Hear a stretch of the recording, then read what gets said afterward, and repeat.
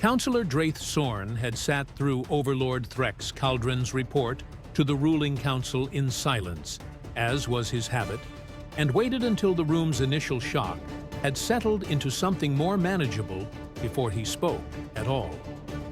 3 battleships disabled without loss of life, he said, letting the words sit in the chamber's marble quiet.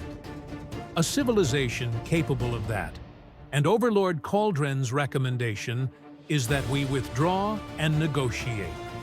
I would remind this council that every species we have ever annexed looked, at first contact, like a greater risk than it eventually proved to be. That is the nature of expansion. It does not become less true because this particular first contact was more dramatic than most. With respect, Counselor, Threx said, I have annexed 41 worlds and never once seen anything remotely comparable to what happened at Kestrel's Landing. This is not a matter of degree. It is a different category of problem. Then I propose a different category of solution, Sorn said, and something in his flat, unhurried tone made the temperature of the room drop by several degrees.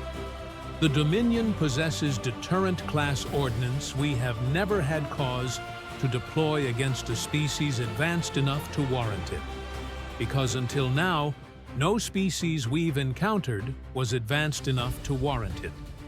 I propose we authorize its use against a secondary target within the Terran system, sufficient to demonstrate that our capacity for escalation exceeds theirs, regardless of what happened at their buffer zone.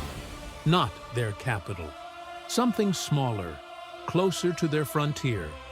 Enough to make plain that continued resistance carries a cost they have not yet been shown. Grand Sovereign Mirash Kaldrin, who had said little throughout the session, finally spoke, her low, deliberate voice carrying easily across the chamber.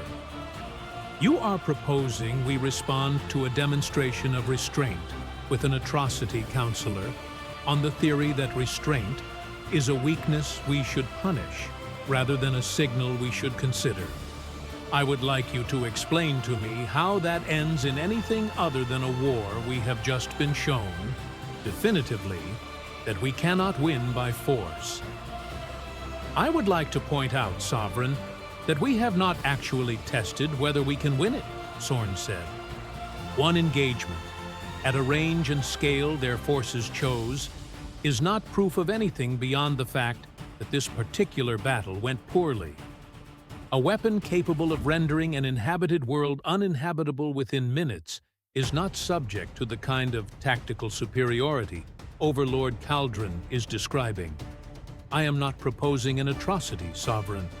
I am proposing that we remind this civilization that scale, not cleverness, has always been the Dominion's deciding advantage, and that we have not yet chosen to use it. The council chamber fell into the particular, charged silence that meant the argument had moved from theoretical to genuinely dangerous, and Threx felt, for the first time in the entire crisis, something closer to real fear than professional concern.